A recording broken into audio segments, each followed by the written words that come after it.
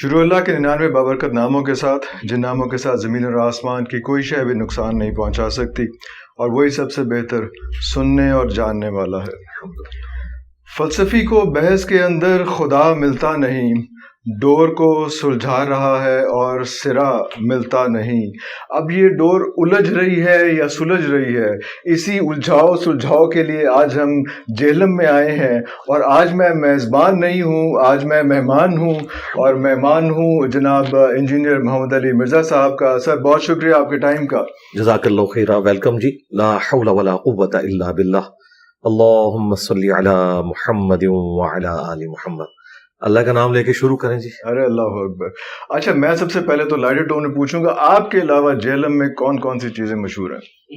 دریائے جہلم۔ دریائے جہلم، واہ واہ واہ واہ۔ اور وہ فوک سٹوریز بھی ساتھ یا صرف دریائے جہلم؟ چلے وہ بھی، جن کا انٹرسٹ ہے ان کے لیے وہ بھی۔ بالکل صحیح ہے۔ اسکولنگ آپ کی ساری یہاں پہ تھی جہلم میں ہی؟ آپ کا ہاں جی، کالج لیول تک تو یہیں پہ، اور اس کے بعد پھر ظاہر ہے کہ یونیورسٹی لیول کے لیے تو پھر شہر چھوڑنا پڑتا ہے۔ کہاں پہ تشریف لے گئے آپ؟ میں نے انجینئرنگ یونیورسٹی ٹیکسلا سے میکینیکل انجینئرنگ کی۔ اچھا، ٹیکسلا تو پورے کا پورا ایریا جو ہے وہ تو ہیریٹیج اور کلچر اور سارا کچھ وہ بہت زبردست۔ تو وہاں پہ ٹریول کیا، دیکھا وہ ہسٹری، وہ دیکھی اینشنٹ سیولائزیشن؟ صرف میوزیم نہیں دیکھ سکا، باقی ساری چیزیں دیکھی، کیونکہ وہ صرف بس وہ اس لیے کہ میں نے کہا آج کل کرتے ہوئے نکل گئے، 5 کے 5 سال نکل گئے۔ اور اس کے بعد جو بیس ان اسلام آباد، اور وہاں پہ اسلام آباد جاب بھی ساری اسلام آباد سارا وہاں پہ کیا اس میں۔ اور پھر اس کے بعد یہ سلسلہ جو چل رہا ہے، کمنگ ٹو دا پوائنٹ، یہ سلسلہ اس وقت سے ہی چل رہا ہے، چائلڈہڈ سے چل رہا ہے کیا؟ اتنا دیکھیں، مجھے بچپن سے کتابیں پڑھنے کا تو شوق تھا، اسکول لیول سے۔ انجینئرنگ اس کے بغیر ہو نہیں پاتی۔ یونیورسٹی میں بھی میں پیرلل میں ساری اسلامک بکس پڑھتا تھا۔ یہ دعوت و تبلیغ کا کام جو آفیشلی یعنی ایک پلیٹ فارم بنا کے شروع کیا ہے، وہ 2008 کے اندر شروع کیا تھا، اکتوبر کے اندر آلموسٹ۔ اور پراپر جو قرآن کلاسز ہیں وہ اکتوبر 2010 میں ریکارڈ ہونا شروع ہوئی تھی۔ اور اس وقت ابھی یوٹیوب کو اتنا بوم نہیں تھا، وہ کسی دوست نے ایک چینل بنا دیا یوٹیوب کے اوپر۔ بوم جو ہے وہ 2014-15 میں آنا شروع ہوا، جب پھر آفیشیل چینل بھی ایک بھائی نے بنایا، اور اس طریقے سے سارے معاملات آگے چل پڑے۔ اور یہ پیرلل میں میری جاب کے دوران تھا، میں ویکینڈ کے اوپر یہاں آتا تھا۔ اچھا، 2 دن ہفتہ اتوار چھٹی ہوتی تھی، اور فیملی میری ادھر، بیوی بچے ادھر، ادھر میں بیچلر ہوتا تھا تو میں پوری تیاری کرتا تھا، اور اس کے بعد آ کے یہاں پہ ایک لیکچر ریکارڈ کرواتا تھا۔ اور اس طریقے سے آلموسٹ آپ سمجھ لیں 8-9 سال پیرلل میں سلسلہ چلتا رہا۔ پھر 2017 میں جا کے کہیں ریٹائرمنٹ والا سلسلہ سٹارٹ ہوا۔ اچھا، ویسے تو یہ عجیب سی بات ہے اگر میں آپ سے پوچھوں کہ آپ کا ریلیجس بیک گراؤنڈ، آپ کی فیملی کا ریلیجس بیک گراؤنڈ تھا، کیونکہ ریلیجس بیک گراؤنڈ تو ہونا ہی چاہیے ہر کسی کا، یہ کوئی الگ چیز نہیں ہے کہ ریلیجس ہے یا نہیں ہے، لیکن آپ جو ہے وہ زیادہ فیملی جی آرتھوڈاکس قسم کے آپ کہہ سکتے ہیں، بالکل ہاں، ایک جو کنزرویٹو ریلیجس فیملی ہوتی ہے وہی تھی، یعنی نارمل نہیں تھے ہم، اب نارمل تھے، اب نارمل اس پوائنٹ آف ویو سے کہ ہاں جی سپر نارمل کہہ لیں، ہاں جی۔ تو یہ یعنی آپ سمجھ لیں اسکول لیول سے ہی دعوت اسلامی جو یہ الیاس قادری صاحب کی جماعت ہے، ان کے ساتھ اٹیچمنٹ ہو گئی تھی اپنی کالج لائف میں بھی، یونیورسٹی کی لائف میں بھی۔ تو ایک سمجھ لیں جس کو پریکٹسنگ مسلمان کہتے ہیں نا، تو وہ تھے، یعنی بالغ ہونے کی ایج سے پہلے سے ہی نمازیں سٹارٹ کرتی تھی، وہ شروع سے ہی تھا، گھر کا ایک ماحول اس طرح کا تھا کہ سب لوگ۔ داڑھی بھی شروع سے ہی رکھی ہوئی ہے، یعنی کبھی ایسا نہیں ہوا کہ داڑھی کاٹی ہو، ضرورت ہی نہیں پڑی۔ وہ جو لوگ ریورٹ ہوتے ہیں یا نہیں وہ نہیں، وہ ایک پورا تھا، وہ ٹیک آف پہلے سے ہی تھا، اور گرومنگ ساری پہلے سے ہو رہی تھی ساتھ ساتھ اس میں۔ میکینیکل انجینئرنگ، اور اس کے بعد یہ کیا کوئی میکینیکل انجینئرنگ تو میری تعلیم ہے، بالکل ہے، اور میرا شوق تھا، یعنی میکینیکل انجینئرنگ میں آنرز کے ساتھ میں نے کی ہوئی ہے الحمدللہ، اور ٹاپ 10 پوزیشنز میں میری ہمیشہ پوزیشن رہی ہے الحمدللہ۔ تو یہ میرا شوق تھا، باقی دین تو ہر شخص کی ضرورت ہے، ہاں جی بالکل۔ تو مجھے اس تعلیم نے فائدہ بھی دیا۔ میکینیکل انجینئرنگ تو اسپیسیفکلی آپ سمجھ لیں ایک بندے کا ذہن کھول دیتی ہے، آپ کو ایک انالیسس کرنے کی غیر معمولی صلاحیت مل جاتی ہے، اور چیزوں کو ایک ڈفرنٹ انداز سے دیکھنا۔ اور پھر یونیورسٹی میں ہاسٹل کے ماحول میں آپ بہت کچھ سیکھتے ہیں، جہاں ایک ہی ہاسٹل کے اندر مختلف مقابل فکر سے تعلق رکھنے والے لوگ، مختلف علاقوں سے تعلق رکھنے والے لوگوں کے ساتھ آپ کا انٹریکشن ہوتا ہے، تو آپ ایک کنویں کے مینڈک نہیں ہوتے۔ یونیورسٹی میں ہاسٹل لائف کا آپ کو یہ فائدہ ہوتا ہے۔ تو یہ ساری چیزیں آپ سمجھ لیں گرومنگ ہوئی ہے، اچھا ایک تو آبزرویشن ہوتی ہے، اس کے ساتھ آپ چل رہے ہوتے ہیں.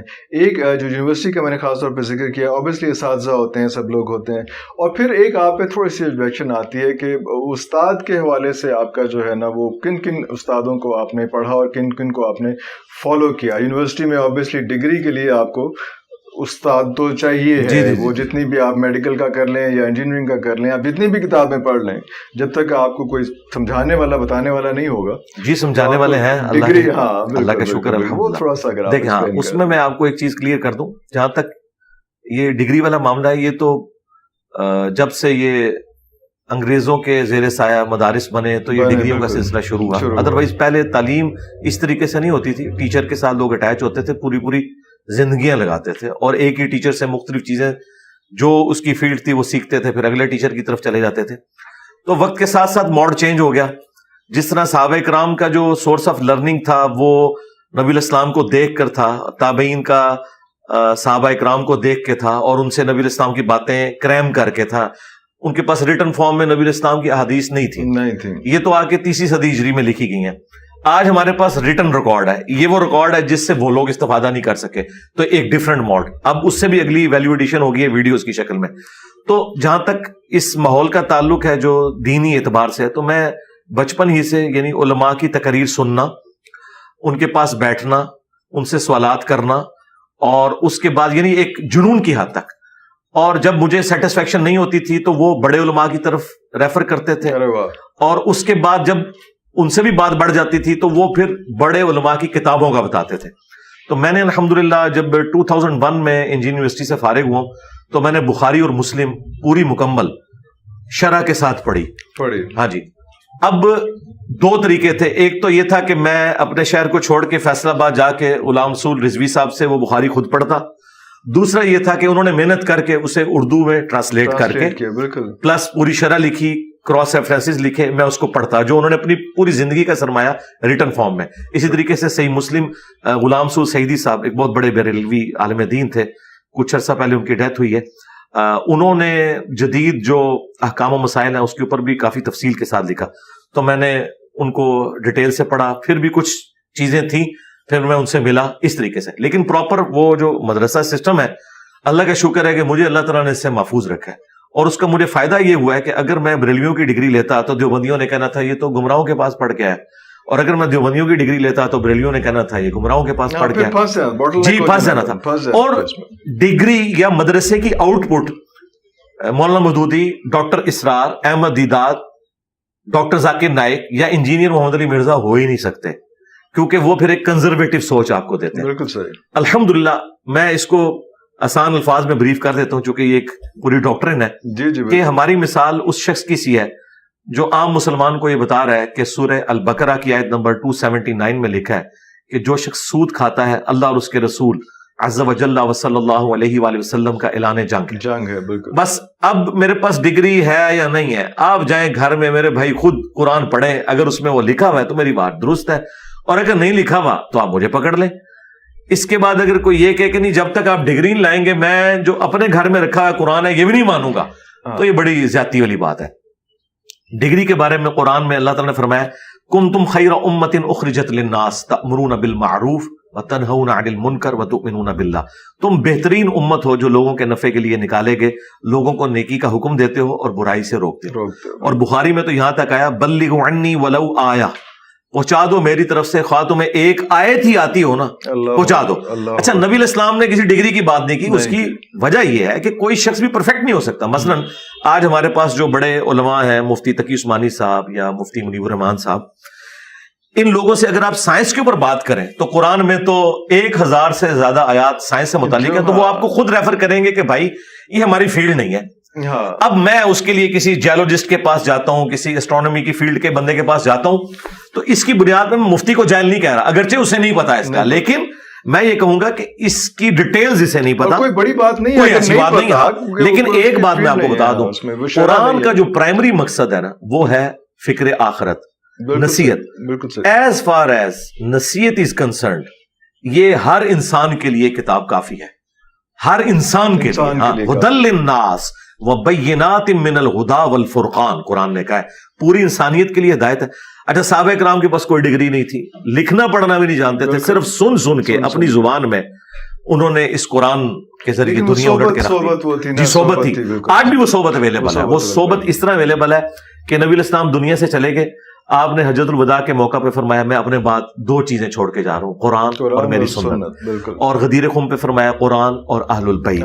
قرآن کی آپ نے پیروی کرنی ہے, اہل البیت کے ساتھ اس نے سلوک کرنا ہے.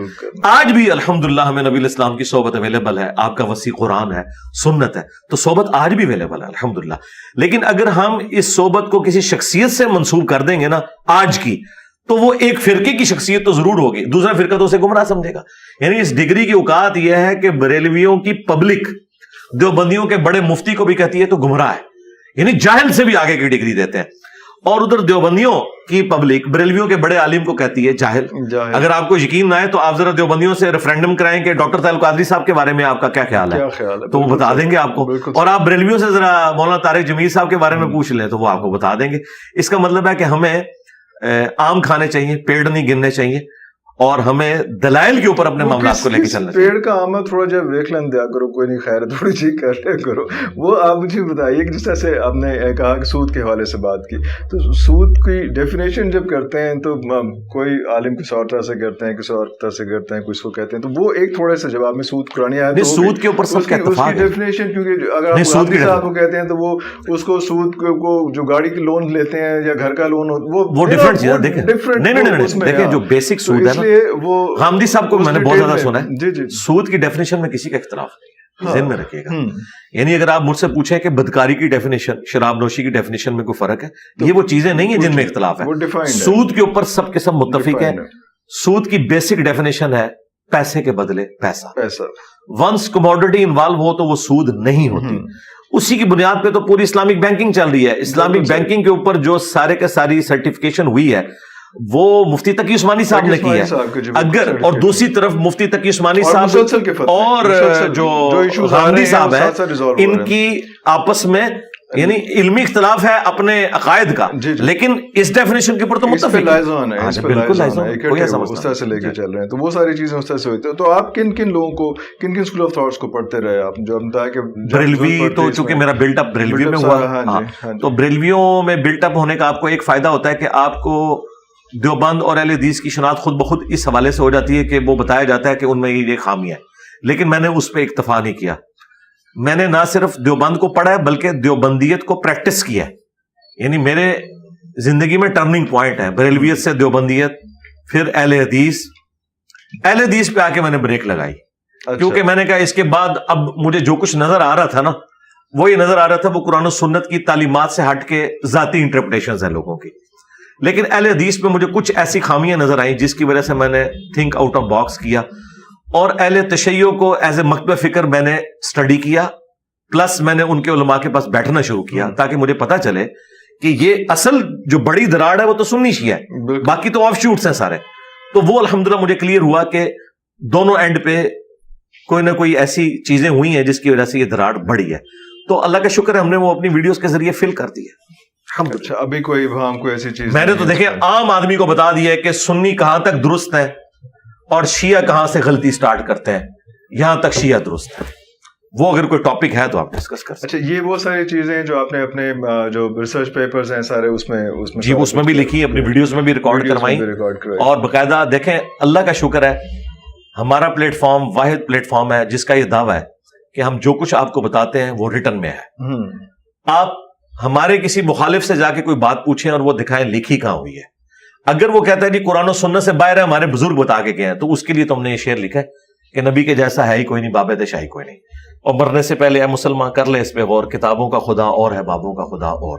یعنی خدا دو نہیں ہے, مراد یہ کہ ایک کتاب ڈیفینیشن کرتی ہے دین کی, خدا کی, پیغمبر کی, اور ایک آپ کے فرقے کا بزرگ بتاتا ہے. اگر وہ کوئنسائڈ کر جائیں تو ہم مان لیں.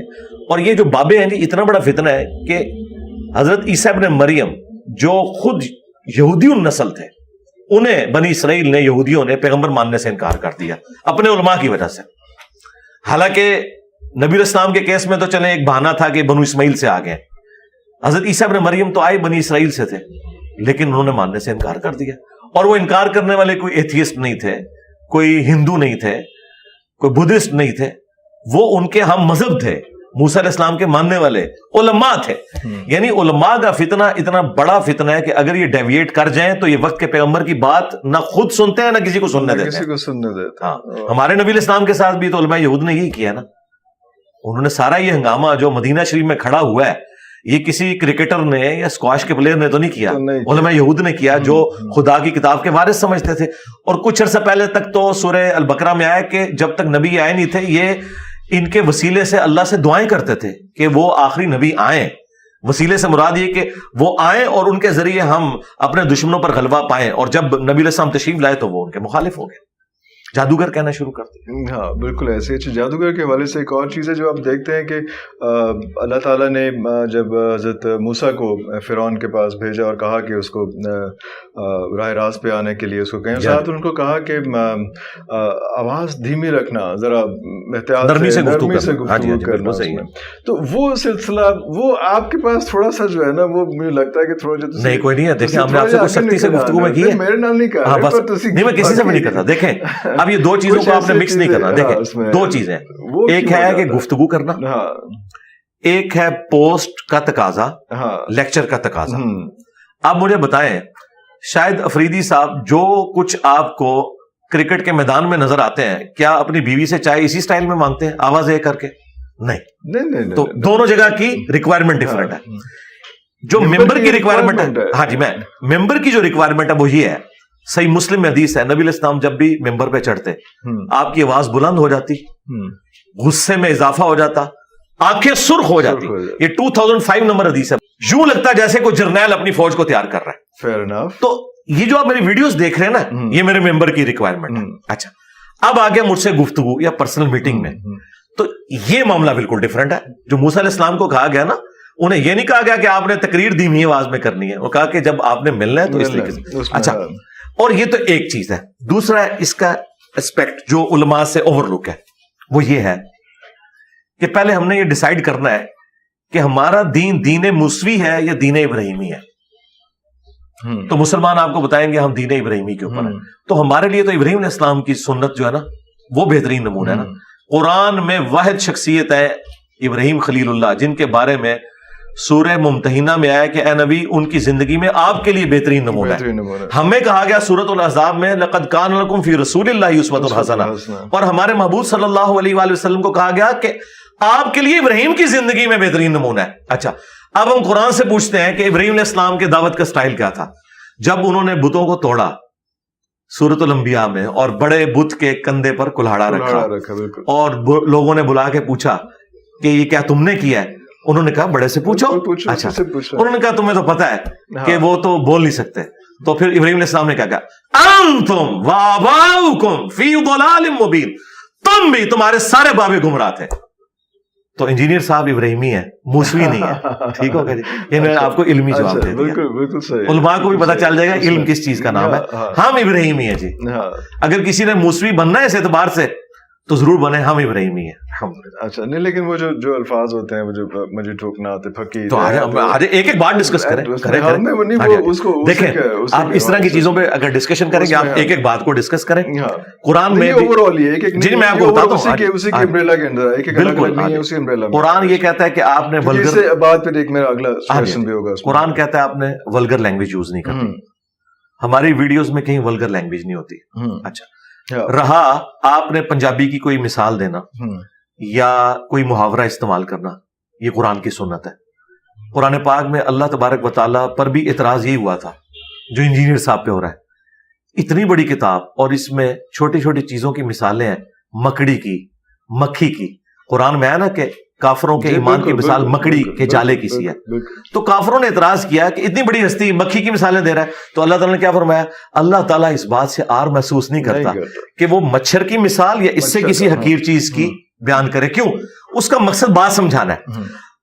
اچھا سپیکر وہ ہوتا ہے جس کے اندر یہ کمپیٹنسی ہو کہ وہ محاورے بھی بیان کر سکے, وہ اچھی مثالیں بھی دے سکے, وہ حکمت کی بات بھی کر سکے. یہ ساری چیزوں کو جمع کرے تاکہ اس کے آڈینس میں جتنے قسم کے لوگ ہیں وہ اس میں سے حصہ حاصل کریں. قرآن میں ہے نا ادعو الی سبیل ربک بالحکمہ والموعظۃ الحسنہ وجادلہم باللتی ہی احسن. حکمت سے بلانا ہے, اچھے بات سے بلانا ہے, اور مجادلہ بھی کرنا ہے. ڈبیٹ بھائی پھر غامدی کے سٹائل میں نہیں ہوتی ہے. ہاں, ڈبیٹ پھر اسی سٹائل میں ہوتی ہے, منجی ٹھوکنے کے سٹائل میں. اچھا, منجی ٹھوکنے کے سٹائل کی جو بات ہے, یہ یعنی پنجابی میں محاورہ بولا جاتا ہے, یہ کوئی ولگر لینگویج نہیں ہے. اگر کسی کو یہ چیز پسند نہیں, وہ دوسری چیز لے لے. مثلا آپ کو بتاؤں, قرآن میں بھی ہر بندے کے ٹیسٹ کی چیز نہیں ہے. کسی کے لیے کوئی ٹیسٹ کی چیز ہے, کسی کے لیے. آپ کچھ لوگ سنیں گے وہ کہتے ہیں جی قرآن سے ہمیں نے کسی نبی کا کوئی واقعہ سنا ہے. اچھا, اب ان کے لیے اگر آپ اس کو کوئی قرآن میں سخت آیات بتائیں, وہ کہے گا نہیں جی آپ کو رحمت کی آیات ڈسکس کریں. اس کا یہ مطلب نہیں کہ وہ آیات غلط ہے, وہ ان کی اپنی جگہ اہمیت موجود ہے. نبی علیہ السلام کی مبارک زندگی میں بھی اگر آپ دیکھیں تو بخاری مسلم میں حدیث ہے, ایک فاطمہ نامی عورت کی چوری کا مقدمہ لایا گیا اور لوگوں نے سفارش کی. نبی علیہ السلام کو اتنا غصہ آیا, آپ کا چہرہ انور سرخ ہو گیا. آپ نے مسجد میں ممبر لگایا اور کہا کہ تم سے اگلے لوگ اسی لیے برباد ہو گئے تھے کہ ان کے اشرافیہ کے لیے الگ قوانین ہوتے تھے. اچھا, اب نبی علیہ السلام کو اگر آپ اس غصے کی حالت میں دیکھیں, نبی علیہ السلام جب غصے میں آتے تھے نا تو صحابہ کہتے ہیں آپ کا چہرہ ہو جاتا تھا سرخ اور یہاں ایک نس تھی جو باہر نکل آتی تھی. اگر میں آپ کی ویڈیو وہی وائرل کر دوں آج کی ڈیٹ میں, تو کیا میں آپ کی پوری سیرت کا کریکٹر لوگوں کو بتا رہا ہوں گا, یا میں میدان احد سے نبی علیہ السلام کی ایک تلوار پکڑے ہوئے اور زرہ پہنے ہوئے ویڈیو آن کر دوں تو لوگ کہیں گے یہ تو کوئی جنگجو ہے. میں ان کو بتاؤں کہ بھئی یہ وائز بھی ہے, وہ کہے گا نہیں ہم نے تو دیکھا اسی شکل میں. تو انجینئر صاحب, میں قرآن کی تفسیر پہ بھی بات کرتا ہوں, میری تفسیر ریکارڈ ہے الحمدللہ. بڑے بڑے وائزین دعویٰ کرتے ہیں قرآن کی تفسیر بہت کم لوگوں نے ریکارڈ کروائی ہے, 344 لیکچرز میں کرائی, اب میری 162 مزید ہو چکے ہیں, دوسری دفعہ ریکارڈنگ. اچھا, میں تمام کرنٹ افیئرز پہ بولتا ہوں, اس کے بعد سائنٹیفک جتنے ایشوز ہیں, ایتھیس کے کوسچن جن پہ علماء کو وہ سوال بھی سمجھ نہیں آتے, جواب تو دور کی بات, میں ان کو بھی ایڈریس کرتا ہوں, ہر فیلڈ میں بولتا ہوں. تو جسے جو چیز انٹرسٹ کی لگتی ہے وہ دیکھ لیں. بالکل ٹھیک ہے. میں صرف دوسرا کوسچن میں نے آپ کو بتایا تھا, پوچھا تھا کہ وہ اس طرف آؤں گا. وہ اس میں یہ مجھے لگتا ہے کہ آپ نے جتنے ریسرچ کی, سارا کچھ کیا, ریسرچ پیپرز پہ بھی ہم آتے ہیں, لیکن ریسرچ سارا کچھ کیا, کچھ جب آپ ڈبیٹ شروع کرتے ہیں تو وہ ڈبیٹ کا جو کیٹیگری ہے, جن لوگوں آپ کو بہت اوپر کے لیول پہ ہونا چاہیے تھا, آپ مجھے لگتا ہے کہ آپ الجھ جاتے ہیں ان آئی ڈونٹ نو, مجھے کہنا چاہیے کہ جو یوٹیوب کے جو باقی وہ اس لیول کے وہ مولوی حضرات ہیں نا, اس میں آپ یا علاقے اس میں وہ اس سے آپ کی ریسرچ اوپر جانی چاہیے. میری ریسرچ اوپر ہے, آپ کی ریسرچ جامعۃ الازہر تک جانی چاہیے, آپ کی ریسرچ باقی جگہوں تک پہنچنی چاہیے. جی پہنچی ہوئی ہے اللہ کے فضل سے. میں آپ کو بتاؤں, لیکن ان لوگوں میں رہ کے آپ جو نا پھر, جی میں آپ کا سوال آ گیا, میں اس کا جواب ریبٹل کرتا ہوں اسے. جامعہ ازہر میں, مدینہ یونیورسٹی میں, ام القریٰ یونیورسٹی میں میرے اسٹوڈنٹس ہیں جو وہاں سے ڈگریاں لے کے یہاں کے علم حاصل کر رہے ہیں ہماری ویڈیوز کی برکت سے. اب آپ آ جائیں اوپر لیول. یہی بات تو اللہ کو بھی کی تھی نا کافروں نے, کہ اللہ تو اتنا اوپر ہے, تو کیوں مکھی مچھر کی مثالیں بیان کرتا ہے. ٹھیک ہے, یہ کیوں بات کی, یہ اس لیے بات کی کہ انہیں لگتا تھا کہ اللہ کا یہ لیول نہیں کہ وہ مکھی کی بات کرے. اتنی میری بات سنیں نا, دیکھیں نا, یہ بات ہے نا, میں آپ کو قرآن سمجھا رہا ہوں, میں تو کوئی ذاتی مثال تو نہیں دے رہا کہ کافر کہتے ہیں کہ اللہ کو کیا پڑی ہے کہ مکھی کی مثال دے, اتنی بڑی ہستی. تو اللہ تعالیٰ نے کہا کہ اللہ تعالیٰ کوئی شرم محسوس نہیں کرتا کہ وہ مچھر کی مثال بیان کرے یا اس سے کم تر چیز کی. کیوں؟ اللہ ایک گڈ ٹیچر ہے, وہ اپنا پی ایچ ڈی لیول یا اس سے اوپر کا لیول نہیں دیکھ رہا, وہ دیکھے گا کہ میری بات ایک ریڈی بان نے بھی سننی ہے. ٹھیک ہے, جب میں بولتا ہوں نا منجی ٹھوک دی, تو 80% مسلمانوں کو یہ لینگویج سمجھ آتی ہے. آپ مجھے 20% کا لیڈر بنانا چاہتے ہیں, ان کا تو میں پہلے ہوں, ان کے لیے تو میرا انجینئر ہونا اور میرا سائنٹیفک فیکٹس پہ بولنا ہی ان کے لیے کافی ہو جاتا ہے. لیکن جس طرح اللہ تعالیٰ پبلک کے لیول پہ اتر کے مکھی اور مچھر کی مثال بیان کرتا ہے نا, تاکہ ان کو کامن مثال, یہ میری ریکوائرمنٹ ہے. اب آ گیا علماء کا. چونکہ ہمارے کمپیٹیٹر میرے بھائی کوئی کرکٹ کا پلیئر, اسکواش کا پلیئر تو نہیں ہوگا, میرا کمپیٹیٹر وہی ہوگا جو اسکالرز ہیں اور ان مسندوں میں بیٹھے ہوئے ہیں. اور جب وہ مجھے قادیانی کہہ کے ونریبل کریں گے تو آپ کیا سمجھتے ہیں میں خاموش بیٹھوں گا؟ نہیں, اس لیے کہ بھائی انہوں نے کروڑوں لوگ آپ کے اوپر چڑھا دیے ہیں. پاکستان میں آپ کسی کو قادیانی کہہ دیں, وہ بندہ گھر سے باہر نہیں نکل سکتا.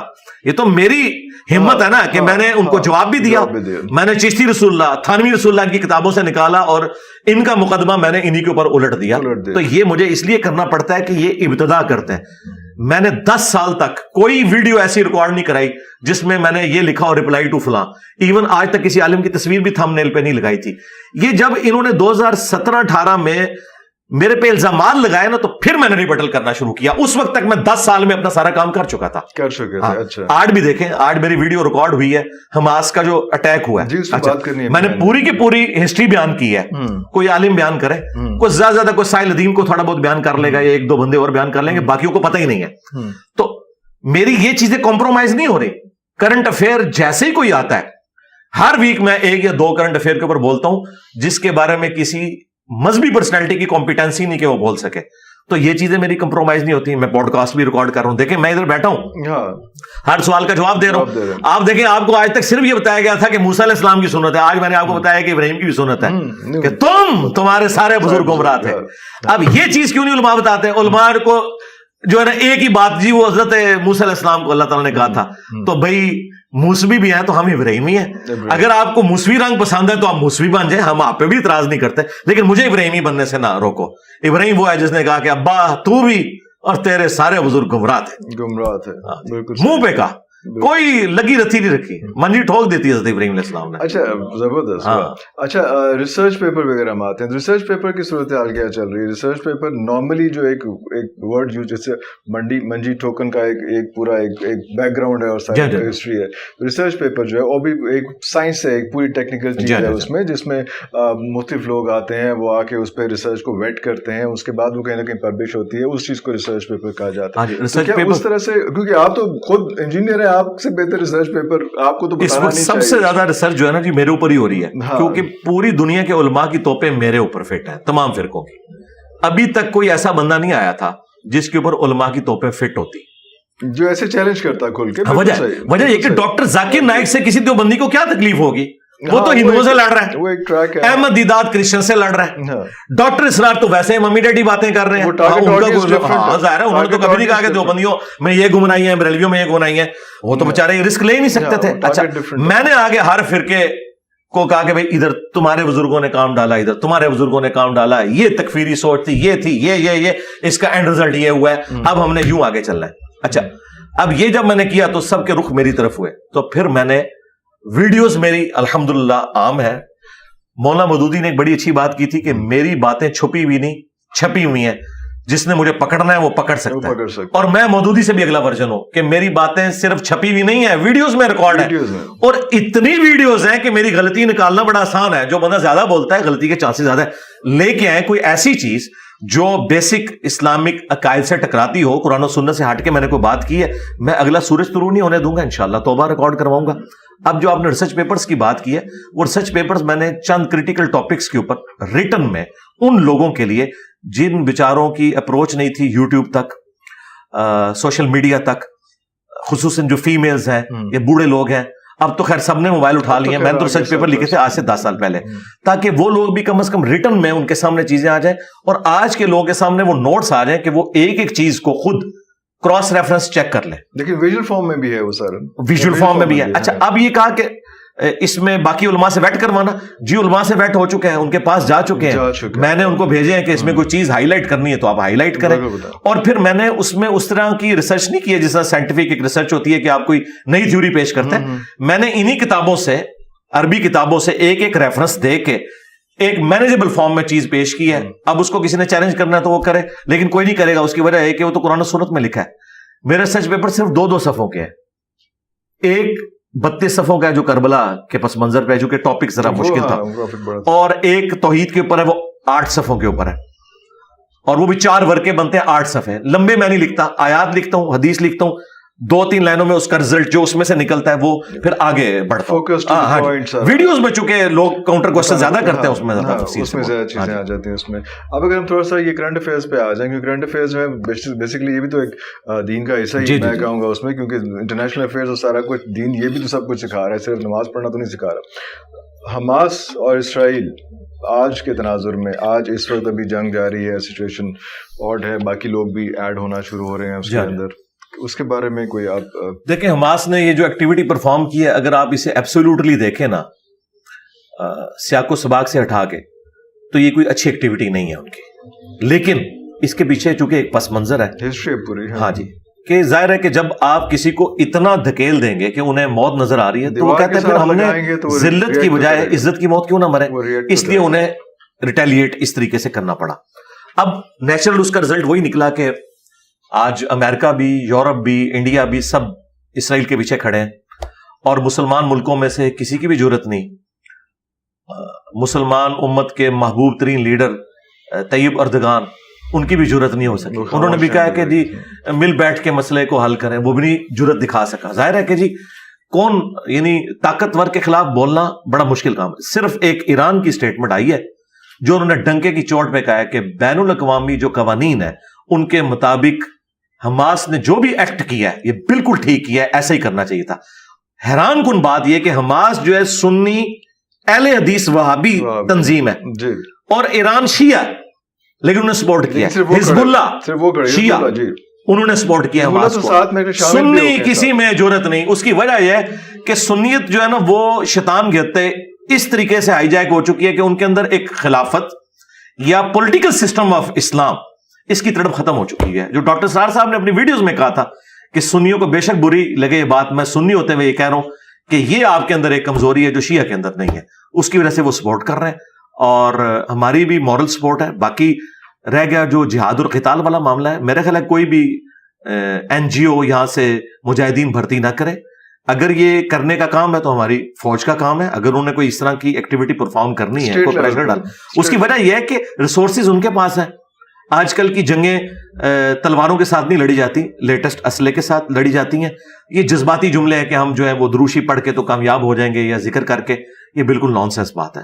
اور میں آپ کے کیمرے کی وساطت سے آپ کی عوام تک ایک اور بات بھی پہنچاؤں. ایک مت مشہور کی ہے انہوں نے، مسلمانوں کے پاس اسلحہ کم تھا، مسلمانوں نے رومنز اور پرشینز کو الٹ دیا، صحابہ کرام نے ایمان کی برکت سے. یہ بھی غلط بیانی کی گئی ہے. یہ کبھی نہیں ہوا کہ خالد ابن ولید یہاں سے تلوار لے کے نکلے اور سامنے سے بندہ جو ہے کلاشن کوف لے کے آئے.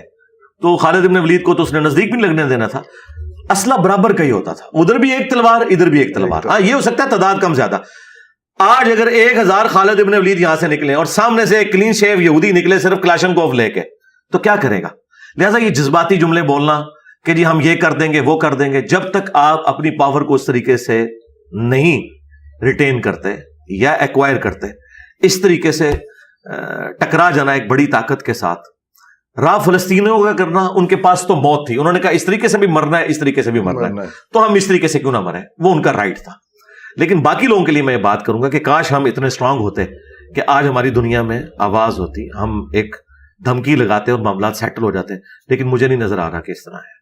تو کیا ہم فائنل کروسیڈ کی طرف جا رہے ہیں یا ابھی نہیں، ابھی وہ ٹائم نہیں آیا؟ دیکھیں جب تک اس میں سے کچھ نکلتا نہیں، عین ممکن ہے کہ ابھی تو ویسے جو نیتن یاہو نے کہا ہے، اس نے کہا کہ میں تو اب غزہ کی پٹی بھی ان سے چھینوں گا، اور اگر یہ مکمل طور پہ قبضہ ہو جاتا ہے اور یہ اس طریقے سے آگے عرب دنیا میں ٹریگر کرتا ہے، جس طرح دیکھیں سعودی عرب اگرچہ اسرائیل سے دوستی کر رہا ہے لیکن تھوڑا سا ڈھیلا پڑا ہے. انہوں نے کہا کہ اس میں قصور اسرائیل کا ہے، اتنا انہوں نے بیان دیا ہے، یعنی انہوں نے دونوں پارٹی کو خوش رکھا ہے. اس کے پیچھے ان کی کوئی اسلام سے ہمدردی نہیں سعودیہ کی، وہ عرب اسپرنگ سے ڈرتے ہیں کیونکہ عربی بنو اسماعیل ہیں اور یہودی بنو اسرائیل ہیں.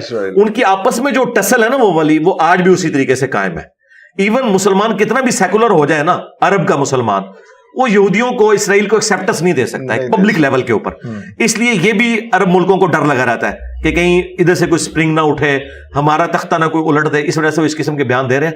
لیکن اگر خدا نہ خواستہ ہے یہ مسئلہ آگے بڑھتا ہے تو اس طرف جا بھی سکتا ہے، عین ممکن ہے.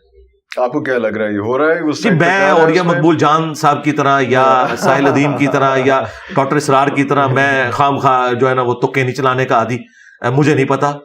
میں بھی میں ناٹ بھی، جب ہوگا تو پھر آپ ان سے پوچھ سکتے ہیں. وہ تو پھر ہو چکا ہوگا، پھر کیا نہیں، پھر آپ نے پوچھنا ہے کہ ہم نے کرنا کیا ہے. اچھا دیکھیں پہلے اگر میں آپ کو بتاؤں تو اس کا کوئی فائدہ نہیں ہے. اس وقت کی صورتحال کا تو اسی وقت پتا چلے گا نا. دیکھیں غزوہ ہند کے نام کے اوپر کتنی ادھر جہادی تنظیمیں بنی، ٹھیک ہے. کل میں اور یہ صاحب کی ایک دیکھ رہا تھا، کوئی پوڈ کاسٹ تھی یا ان کا کوئی پبلک لیکچر تھا، اس میں وہ کہہ رہے تھے کہ نہیں یہ غزوہ ہند تو آئے گا جب عیسیٰ ابن مریم آئیں گے. میں نے کہا آج غوریہ صاحب آپ نے بات ٹھیک کی ہے، ہو سکتا ہے پہلے بھی آپ کرتے ہو، لیکن میں نے آپ کے منہ سے یہ بات سنی ہے تو یہ بات عوام کو بتائیں. عوام تو آفت سعید صاحب کے جہاد کو غزوہ ہند بنائے بیٹھی تھی، اس سے پہلے 1000 سال پہلے محمود غزنوی کو غزوہ ہند بنائے بیٹھی ہوئی تھی. اس کے اوپر انڈیا سے آپ نے دشمنی کی ہوئی ہے غزوہ ہند کی بنیاد کے اوپر. حالانکہ انڈیا بیچارے کا کوئی لینا دینا ہی نہیں غزوہ ہند کے ساتھ، وہ معاملہ ہی ایک بالکل ڈیفرنٹ ہے. میں قطعاً اس حق میں نہیں ہوں کہ انڈیا پاکستان آپس میں لڑے، یہ کو ایگزسٹ کرے اور اپنی غریب عوام کو پاورٹی لائن سے اوپر لے کے آئے. چائنا نے پوری دنیا کے تخمینے فیل کر دیے. آج تک یہی تھا کہ جی صرف جو یورپین ملک ہیں, جو ٹھنڈے ملک ہیں, وہ ترقی کرتے ہیں. دیکھ لیں آپ کے ایشیا کے ایک ملک نے 30 سالوں میں 90% آبادی کو پاورٹی سرکل سے اوپر لے آئے. تو ابھی ہمیں یہ کرنے کی ضرورت ہے, زیادہ فوکس اس چیز جی اسی کے اوپر فوکس ہونا چاہیے. حضرت عیسیٰ کے حوالے سے بات ہوئی تو آپ اس سائڈ پہ جاتے ہیں, یہ انٹر گلیکسی ٹریول اور پورٹلز اور سارا کچھ جو آج کل بڑا ایک صاحب نے جو صاحب کہہ رہے ہیں, انہوں نے ایک جملہ خود بولا نا کہ میرے تخمینے ہیں, یہ قرآن و سنت نہیں ہے. تو میرا خیال ہے یہ جواب کافی ہے. ہمارا موقف یہ ہے کہ ہم قرآن و سنت میں بس اتنی بات کرتے ہیں جتنی آئی ہے. جب پریکٹیکلی کوئی چیز سامنے آئے گی تو ہم اس کے بارے میں بات کریں گے. May be may not be. دیکھیں فزکس میں, کیمسٹری میں آپ اس قسم کے تخمینے لگا سکتے ہیں. جس طرح آئنسٹائن نے جب جنرل تھیوری آف ریلیٹیوٹی پیش کی, میتھمیٹیکلی اس نے ثابت کیا. کئی چیزیں پھر پریکٹیکلی بعد میں ثابت ہوئی ہیں. کچھ تو ابھی بلیک ہول تو اس کے مرنے کے بھی 100 سال کے بعد ہم نے دیکھا ہے. تو 100 سال بعد پتا چل کے کہ وہ ٹھیک کہہ رہا تھا. اس زمانے میں may be may not be. اس طرح کے تخمینے آپ دین پہ نہ لگائیں.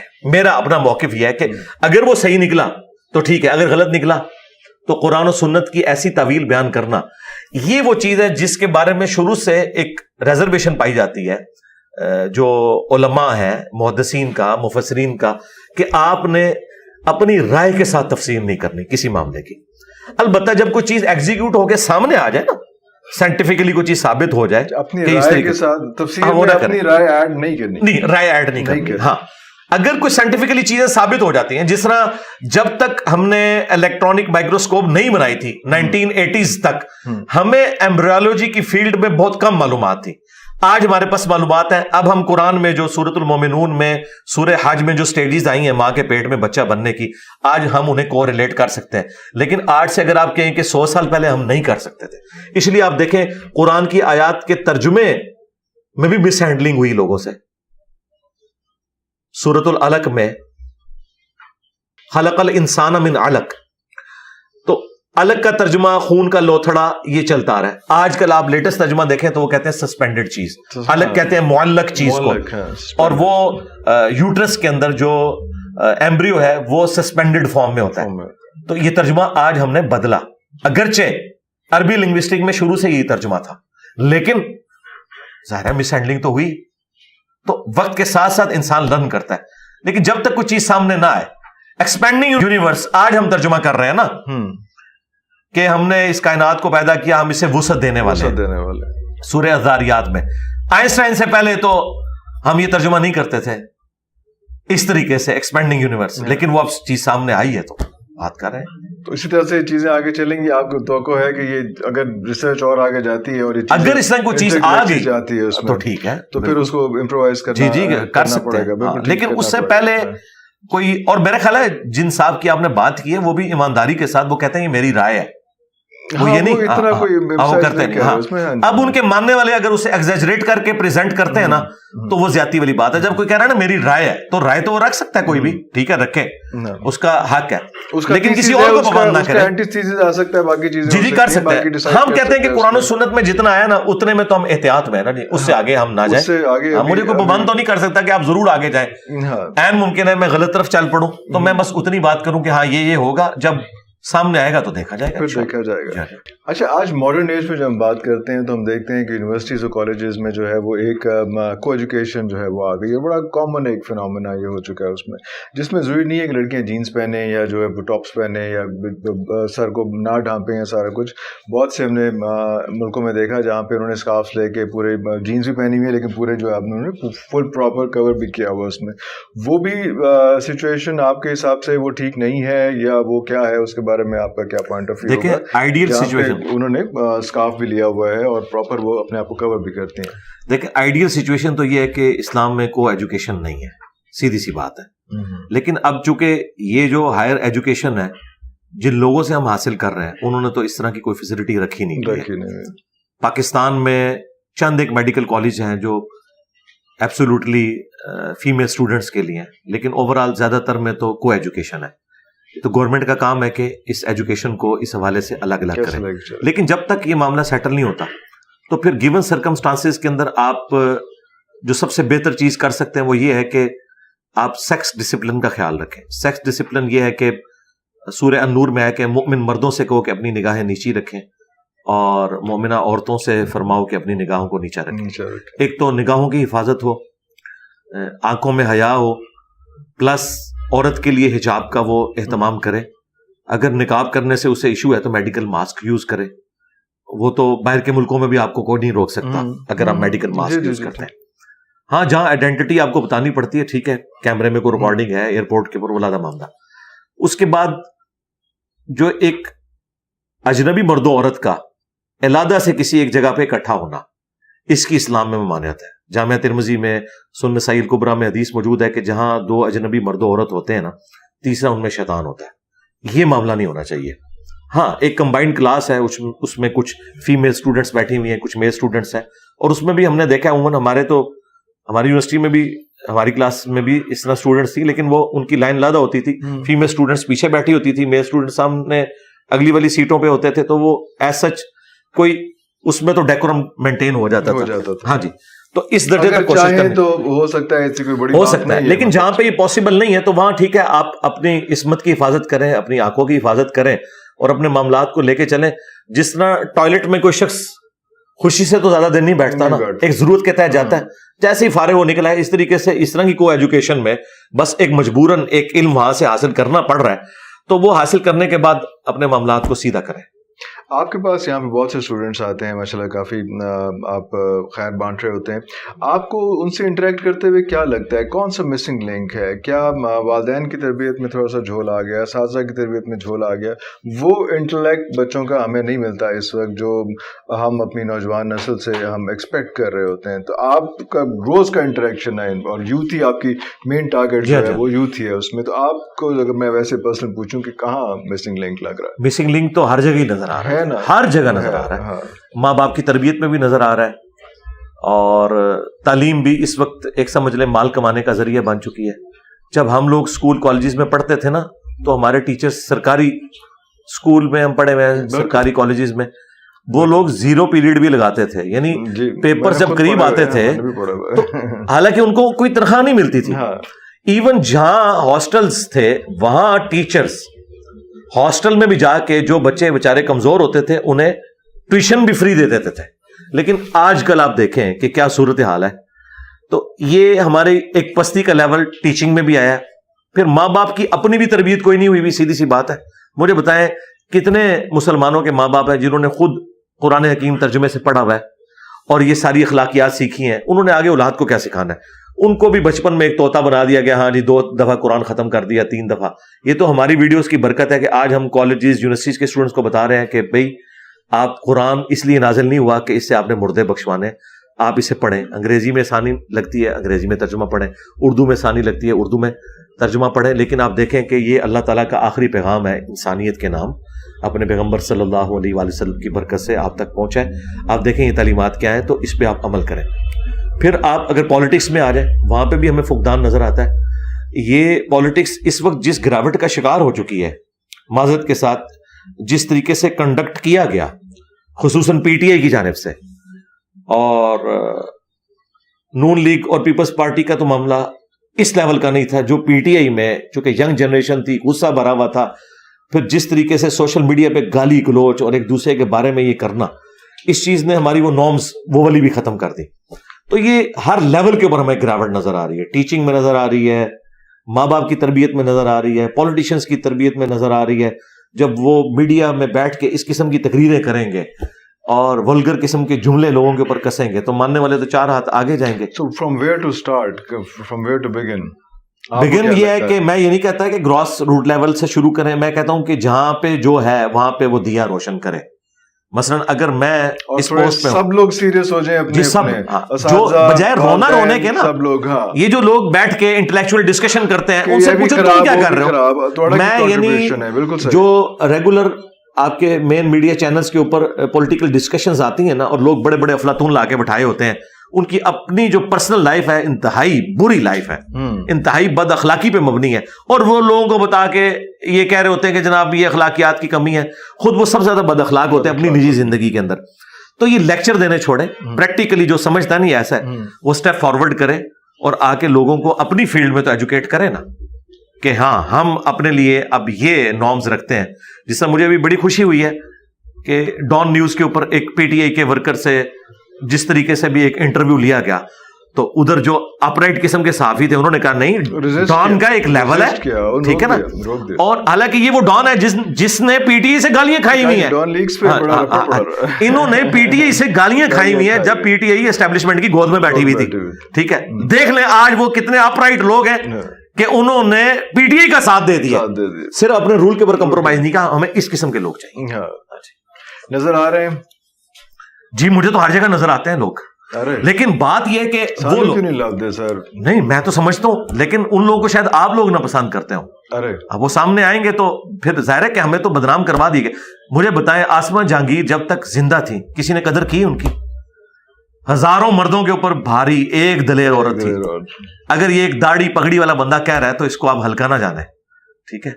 تو دیکھیں وہ طالبان جنہوں نے ان کو کافر ڈکلیئر کیا, ان کو وکیل کوئی نہیں ملتا تھا کیونکہ اسٹیبلشمنٹ کا دباؤ تھا. آسمہ جہانگیر نے کہا میں فری کیس لڑوں گی. وہ الطاف حسین جس کو پوری اسٹیبلشمنٹ نے مل کے, میرے بھی ان سے ریزرویشن تھی, اور ان کے خلاف کیس چلایا, کوئی وکیل نہیں تھا ان کا کیس لڑتا, آسمہ جہانگیر نے کہا میں لڑوں گی. یہ بیسک رائٹ ہے. آئی قاتل کو بھی اللہ تعالیٰ حق دیتا ہے کہ وہ بھی اپنا وکیل کرے گا, وہ بھی اپنی بات کرے گا. یہ اپ رائٹ لوگ ہوتے ہیں جو ہمیشہ حق کے لیے کھڑے رہتے ہیں. وہ یہ نہیں دیکھتے کہ یہ سامنے میرا مخالف کون ہے, یہ میرا مخالف ہے یا اس نے فلاں وقت میرے ساتھ یہ کیا تھا تو اب میں اس کے ساتھ یہ کر دوں. اس طرح کے لوگ ہر جگہ موجود ہوتے ہیں, لیکن اس طرح کے لوگ سیلف موٹیویشن پہ چل رہے ہوتے ہیں. لوگ ایسے لوگوں کو پسند نہیں کرتے کیونکہ ان کی بدنامی زیادہ ہو جاتی ہے. تو اس طرح کے لوگ ہر زمانے میں موجود ہیں, آج بھی موجود ہیں. آپ تلاش کریں. اگر میں 2-4 صحافیوں کے نام لے دیے تو باقی ناراض ہو جائیں گے, تو اس لیے میں یعنی آپ کو خود کہتا ہوں کہ آپ تلاش کریں, اس طرح کے لوگ موجود ہیں. بالکل صحیح ہے. مرے ہوں کا ذکر میں کر سکتا ہوں کیونکہ اس پہ لوگوں کو صبر آ جاتا ہے. ہاں, لیکن ہم لوگ آج کل تو دعاؤں پہ بہت زیادہ آ گئے نا کہ یہ ملک جو ہے یہ بچے گا, دعاؤں سے بچے گا. یہ جو کہانیاں نا جی, یہ جو کہانیاں صوفیوں نے کرائی, ان کو اشفاق احمد صاحب, واصف علی واصف صاحب میرے استاد ہیں, میں ان کی عزت کرتا ہوں, لیکن یہ جو کہانیاں ان کو کروا کے, ریالٹی سے اس کا کوئی تعلق نہیں ہے. ریالٹی یہ ہے کہ بھائی 10 دفعہ دروشی پڑھنے سے پیٹ نہیں بھرتا. ریالٹی یہ ہے کہ 100 دفعہ سبحان اللہ پڑھنے سے پیاس نہیں ختم ہوتی, وہ آپ کو محنت کرنی پڑنی ہے. پاکستان کو یہ دعاؤں کے اوپر ہی لے کے چل رہے تھے, تو دیکھیں 2 ٹکڑے تو ہو گیا نا, بنگلہ دیش الگ ہو گیا نا. کسی بزرگ کی دعا لگی, کوئی کام نہیں آئی ہے. جب ہمارے کرتوت برے ہوں گے نا, دعا کوئی کچھ نہیں کرے گی. قرآن پاک میں اللہ تعالیٰ نے فرمایا کہ اللہ تعالیٰ کسی قوم کی حالت اس وقت تک نہیں بدلتا جب تک کہ وہ خود اپنی حالت نہ بدل لے اور اللہ تعالیٰ کی نعمتوں سے اپنے آپ کو بغاوت میں نہ لے جائے. اس کا وائس ورثہ بھی درست ہے کہ اللہ تعالیٰ کسی سے نعمت اس وقت تک نہیں چھینتا جب تک کہ وہ خود کوئی ایسی حرکت نہ کر لے کہ اللہ تعالیٰ اس سے وہ نعمت چھین لے. تو یہ اسی طریقے سے ہوتا ہے دنیا میں, اسی طریقے سے رول چلتے ہیں. اور میں اس پہ اکثر کہتا ہوں کہ ہمیں اس قسم کے وائزین جو ہے وہ کس طرف دھکیلتے ہیں کہ اوپر آ کے اگر برا حکمران بیٹھتا ہے وہ کہتے ہیں جی ہمارے کرتوت ہیں جی. بھائی قیامت دی نشانیاں نے جی, قیامت دی ساری نشانیاں پاکستان ہی پوری ہوئی ہیں نے. یورپ امریکہ تک کتنے چلا گیا, وہ تو اوپر چلا گیا. انہوں نے تو دنیا کو رہنے کے قابل بنا دیا ہے. ہم صرف مسلمان ملک ہیں, وہ اسلامی ملک بن گئے ہیں جہاں پہ دیکھیں احترام جان احترام مال, یہ 2 چیزیں ہیں. اس کے بعد تو کوئی چیز نہیں ہے نا. یہ یورپ امریکہ میں ہے, دیکھ لیں دنیا سکون سے زندگی گزاری. یہاں سے بھی جس مولوی کو خطرہ ہوتا ہے ادھر ہی جاتا ہے, ادھر جا کے یہ کہتا ہے کہ یہود و نصارہ کے ملک میں آپ نہ جائیں, اور وہاں سے آئے ہوئے ڈالرز اور پاؤنڈز کھاتا ہے اور کہتا ہے یہود و نصارہ کے ملک میں نہ جائیں. سیف بھی وہیں پہ فیل کرتا ہے اپنے آپ کو. جی ظاہر ہے. آپ دیکھیں غامدی صاحب کیوں گئے ہیں, مجبوراً گئے ہیں نا. غامدی صاحب کو جو یہاں سے نکلنا پڑا کسی ہندو کے ڈر کی وجہ سے نکلے ہیں, وہ کسی کرسچن کے ڈر کی وجہ سے نکلے ہیں, یہ سو کالڈ دینی پیشواؤں کے ڈر کی وجہ سے نکلے ہیں نا. اس زمانے میں کتنے علماء تھے جنہوں نے خودکش حملوں کے خلاف فتوے دیے ہیں, ایک ایک کر کے سب کو اڑا دیا گیا, تو ان کو نکلنا پڑا. لیکن دعا کا ایک امپیکٹ, ایک وہ چیز وہ تو ہے, وہ اپنی جگہ. دعا دیکھیں, دعا تو مومن کا ہتھیار ہے, اس میں کوئی شک نہیں. دعا کی ترغیب اس لیے دلائی گئی ہے کہ آپ اپنے اسباب پورے رکھیں, اس کے بعد آپ مسبب الاسباب سے بے نیاز نہ کریں اپنے آپ کو. ہاں, یہ دونوں چیزیں جیسے علم اور عمل دونوں چیزیں ہیں, امر بالمعروف و نہی عن المنکر دونوں چیزیں ہیں.